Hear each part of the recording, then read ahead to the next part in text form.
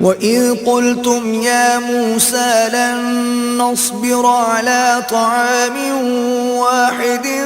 فَادْعُ لَنَا رَبَّكَ يُخْرِجْ لَنَا مِمَّا تُنبِتُ الْأَرْضُ مِن بَقْلِهَا وَقِثَّائِهَا وَفُومِهَا وَعَدَسِهَا وَبَصَلِهَا قال أتستبدلون الذي هو أدنى بالذي هو خير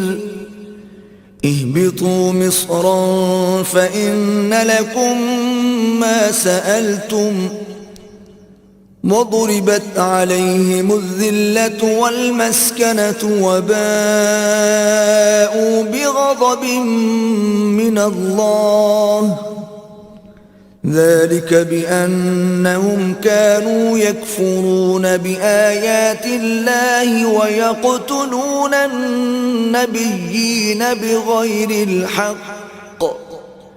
ذلك بما عصوا وكانوا يعتدون۔ اور جب تم نے کہا کہ موسیٰ ہم سے ایک ہی کھانے پر صبر نہیں ہو سکتا تو اپنے پروردگار سے دعا کیجئے کہ ترکاری اور ککڑی اور گیہوں اور مسور اور پیاز وغیرہ جو نباتات زمین سے اگتی ہیں ہمارے لیے پیدا کر دے۔ انہوں نے کہا کہ بھلا عمدہ چیزیں چھوڑ کر ان کے بدلے ناقص چیزیں کیوں چاہتے ہو؟ اگر یہی چیزیں مطلوب ہیں تو کسی شہر میں جا اترو، وہاں جو مانگتے ہو مل جائے گا، اور آخر کار ذلت و رسوائی اور محتاجی و بے نوائی ان سے چمٹا دی گئی، اور وہ اللہ کے غضب میں گرفتار ہو گئے۔ یہ اس لیے کہ وہ اللہ کی آیتوں سے انکار کرتے تھے اور اس کے نبیوں کو ناحق قتل کر دیتے تھے، یعنی یہ اس لیے کہ نافرمانی کیے جاتے اور حد سے بڑھے جاتے تھے۔ ان الذين آمنوا والذين هادوا والنصارى والصابئين من آمن بالله واليوم الآخر وعمل صالحا فلهم أجرهم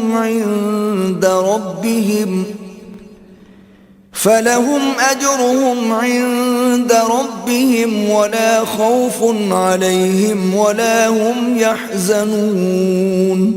جو لوگ مسلمان ہیں یا یہودی یا عیسائی یا ستارہ پرست، یعنی کوئی شخص کسی قوم و مذہب کا ہو جو اللہ اور روز قیامت پر ایمان لائے گا اور عمل نیک کرے گا تو ایسے لوگوں کو ان کے اعمال کا صلہ اللہ کے ہاں ملے گا، اور قیامت کے دن ان کو نہ کسی طرح کا خوف ہوگا اور نہ وہ غمناک ہوں گے۔ وَإِذْ أَخَذْنَا مِيثَاقَكُمْ وَرَفَعْنَا فَوْقَكُمُ الطُّورَ خُذُوا مَا آتَيْنَاكُمْ بِقُوَّةٍ وَاذْكُرُوا مَا فِيهِ لَعَلَّكُمْ تَتَّقُونَ۔